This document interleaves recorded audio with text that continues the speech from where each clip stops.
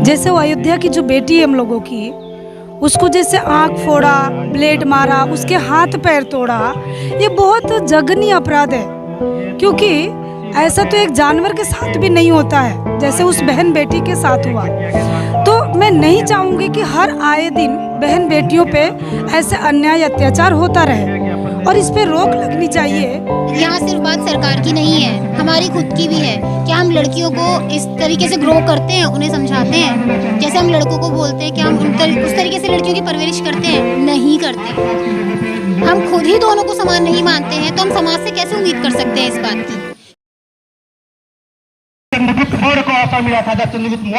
लगातार जो है मतलब कि समाज की उन चीज़ों को बताने का प्रयास किया जा रहा है। मैं कुछ वकीलों से जुड़ता हूं और उनकी क्या राय है और क्या होना चाहिए, मैं इस पर भी थोड़ी सी राय लेने की कोशिश करता हूं। क्या कहना चाहेंगे आप लोग? आज का जो प्रोटेस्ट है, आज का प्रोटेस्ट की बातों को लेकर आप यहाँ उपस्थित हुई हैं? सर एक्चुअली हम रेप कांड के बारे में बोलना चाहते हैं कि जब दूसरों की बेटियों के साथ तो होता है रेप, तो हम लोग इतना ध्यान नहीं देते हैं। अगर अपनी फैमिली की बेटियों के संग हो तो लोगों को समझ में आता है कि हमें प्रोटेस्ट करना चाहिए, हेल्प के लिए जाना चाहिए या कुछ काम करना चाहिए या हमें कानून के पास जाना चाहिए। पर हम यही दूसरों की बेटियों के लिए क्यों नहीं सोचते हैं? क्या दूसरों की बेटियाँ या बहन बेटियाँ लड़कियाँ नहीं होती हैं, बच्चियाँ नहीं होती हैं, उनकी इज्जत नहीं होती है? अगर हम सबको एक नज़रों से देखेंगे तो शायद ये समाज थोड़ा ग्रो करे कि बेटियाँ बेटियाँ होती है, चाहे हमारी हो चाहे आपकी हो। Thank you.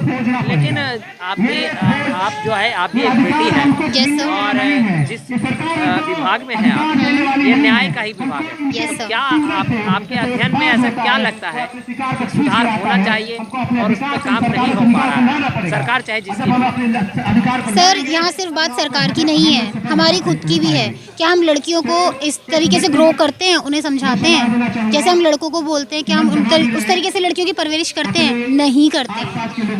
हम खुद ही दोनों को समान नहीं मानते हैं तो हम समाज से कैसे उम्मीद कर सकते हैं इस बात की कि दोनों को एक ही नज़रों से देखा जाए?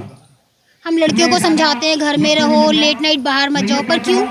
इस डर से कि वहाँ लड़के हैं। हम लड़कों को ये सब क्यों नहीं समझाते कि दूसरी लड़कियों की इज्जत करें, उनकी केयर करें, देखभाल करें? क्या ये सारी जिम्मेदारी सिर्फ पुलिस और समाज की होती है, हम घर परिवार वालों की नहीं होती है? लेकिन रेखा जी ने एक बहुत बड़ी दो तीन बातें कही। एक, जिस तरह से हमारे समाज में दारू का बढ़ावा मिल रहा है, एक तरफ दूसरी तरफ जो है अश्लीलता फैल रही है, वीडियोज वगैरह जो नए वेबसाइट आ रहे हैं, दोनों को भी बढ़ावा मिल रहा है। क्या ये भी कहीं ना कहीं हमारा ये है? यस सर, इसका बहुत रोल है।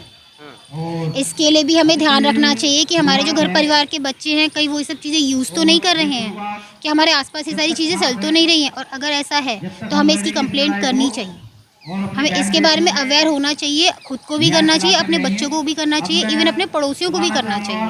जहाँ तक हमारी पॉसिबल हो सके पहुँच हमें करना चाहिए। तो एक विशेषज्ञ होने के नाते क्या सुझाव देंगे और क्या संदेश देंगे हमारे भारत में? सर मैं यही कहना चाहूँगी कि पहले तो आप बेटियों की रक्षा घर परिवार से शुरू करें, ठीक है? और कानून से भी मैं यही कहूँगी कि जहाँ कहीं भी ऐसी घटना हो जाती है तो प्लीज़ उसकी उचित देखरेख करें, देखभाल करें, जांच करें, उसमें कहीं कमी ना हो। कम से कम पुलिस की तरफ से या सरकार की तरफ से कमी ना हो, पर वहाँ तक मामला पहुँचे तो सही। मतलब हमें प्रयास ज़्यादा करने की आवश्यकता है। यस सर, कोशिश ज़्यादा करनी। बिल्कुल सर, बिल्कुल हमारी कोशिशों में कमी है। चलिए, बहरहाल बहुत बढ़िया, आपने अच्छी बात कही। ये थी रीना जी और अपनी बातों को बहुत ही बारीकी से रखा। धन्यवाद। आप बने रहिए और देखते रहिए भारत न्यूज़। मैम, सबसे पहले आपका भारत न्यूज़ में स्वागत है। आज जिस तरह से आपने बहुत ही मतलब विनम्र तरीके से बातों को रखा और कहा कि महिलाओं के साथ जिस तरह का मामला बार बार प्रकाश में आ रहा है, लोकतंत्र कहीं खोता चला जा रहा है, तो क्या कहना चाहेंगे हमारे दर्शकों को? मैं ये कहना चाहूँगी, जो भी अन्याय अत्याचार बहन बेटियों पे बढ़ रहा है वो बढ़ना नहीं चाहिए। क्योंकि अभी का जो समाज है वो पढ़ा लिखा समाज है और हर एक इंसान का जीवन मान सम्मान से जीना चाहिए। जैसे वो अयोध्या की जो बेटी है हम लोगों की, उसको जैसे आँख फोड़ा, ब्लेड मारा, उसके हाथ पैर तोड़ा, ये बहुत जघन्य अपराध है। क्योंकि ऐसा तो एक जानवर के साथ भी नहीं होता है जैसे उस बहन बेटी के साथ हुआ।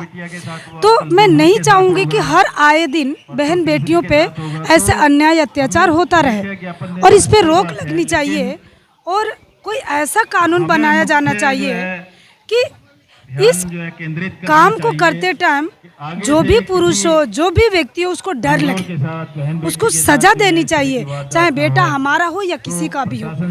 और जब उनको सजाएं मिलेगी तो इतना गलत महिलाओं के साथ नहीं हो सकता है। तो हम घोर निंदा करते हैं ऐसी सरकार के लिए, ऐसे लोगों के लिए जो हमारी इतने लोगों के रहते हो हमारी बहन बेटियां सुरक्षित नहीं है। कानून है, संविधान है, सब कुछ रहने के बाद भी अगर जो हमारी बहन बेटियों को सुरक्षा नहीं मिलता है तो मैं नहीं मानती कि देश लोकतंत्र और डेमोक्रेसी में चल रहा है। जबकि संविधान सबके लिए बराबर है। अगर जो संविधान पूरी तरीके से लागू कर दिया जाए देश में, तो इवन देश के जीव जंतु को भी जीने का अधिकार है। बहन बेटी को तो छोड़िए, इधर का जीव जंतु है उसको भी पूरा जीने का अधिकार संविधान देता है।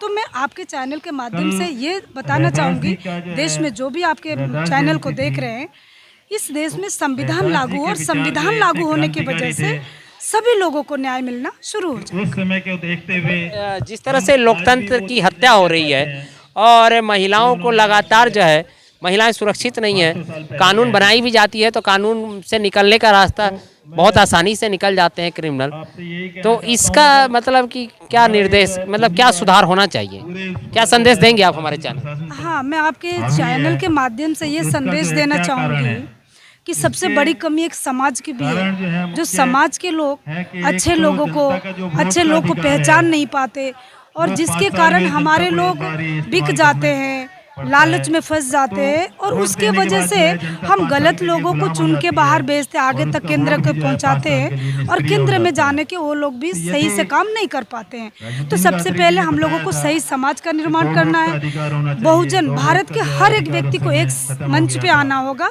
जो हम जाति धर्म की लड़ाई कर रहे हैं, उस जाति धर्म को छोड़ के हमें अपने हक अधिकारों की लड़ाई लड़नी होगी, और एक मंच पे आके लड़ने से सभी लोगों को बराबर अधिकार और बराबर हक मिलने के बाद से कानून व्यवस्था, न्यायपालिका, विधायिका, मीडिया, सभी लोगों का मौका मिलेगा सुधार करने के लिए और देश को आगे बढ़ाने के लिए। प्रश्न ये है कि करेगा कौन? अब अम्बेडकर और काशीराम तो है नहीं, जो यहाँ पे हैं, जो विचरण कर रहे हैं, उन्हीं को ये जिम्मेवारी या ये कार्य करने का न्योता दिया जा सकता है। तो इस समाज में से ऐसे लोग निकालना कितना मुश्किल है? देखिए, मैं समाज में काम करती हूँ और मैं फील्ड में ही रहती हूँ।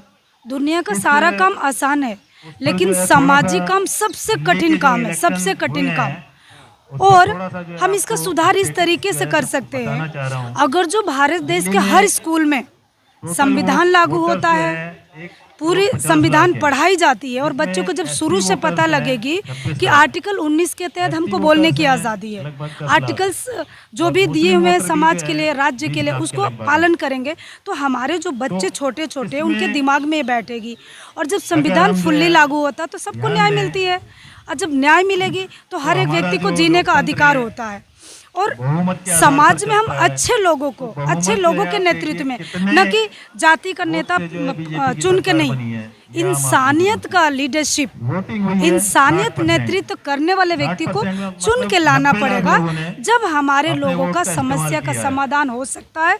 अगर जो हम जाति के नाम पे, मंदिर मस्जिद के नाम पे लड़ते रहेंगे तो हमारा कभी भी समस्या का समाधान होने वाला नहीं है, और समस्या बढ़ती चली जाएगी। आप कहना चाहती है कि फूट डालने की नीति नहीं, हमें समाज के मुख्य धारा से जुड़कर चलने की नीतियां अपनानी होंगी। बिल्कुल बिल्कुल, समाज को जोड़ के, जाति में नहीं जाना है। जाति जानवरों में होती है। जो ये भारत में एक राजनीति करी जा रही है, जाति, हिंदू, मुस्लिम, मंदिर, मस्जिद, अगर जो इस खेल को हटा के अगर जो हम एक इंसानियत का गेम खेलते हैं तो सबकी समस्या दूर होती है। जातियां तो जानवरों में होती है, इंसानों में नहीं होती है। 23 लाख के लगभग जो है बीजेपी को और मिले हैं। जानवरों में इसलिए है कि हाथी, घोड़ा, बैल, बकरी, ऊंट ऐसे करके, तो उनके शरीर के आकार में बनावट है, तो उसमें जाति बोल सकते हैं, लेकिन इंसानों में जाति नहीं बोल सकते। अगर जो सबका ब्लड एक जगह रखा जाए तो क्या आप किसी जाति का ब्लड अलग निकाल के रख सकते हैं कि आप इस जाति के? नहीं ना। तो जब प्रकृति हमारे साथ भेदभाव नहीं कर रही है तो आप कौन होते हैं हमारे साथ जाति और भेदभाव करने वाले? पानी नहीं करता भेदभाव, हवा नहीं करती है, ऑक्सीजन नहीं करती है, प्रकृति का जो भी नेचर का हमको मिलता है वो सभी इंसान को एक बराबर मिलता है। तो आप और हम कौन होते हैं लोगों को जातियों में बांटने वाले? नहीं बांटना चाहिए। इंसानियत की लड़ाई लड़िए, हक अधिकार के लड़िए, देश का विकास होता है। मतलब समानता का अधिकार होना चाहिए। समानता होना चाहिए, इक्वालिटी, हर व्यक्ति के लिए इक्वालिटी। और मैं हमारे बीच में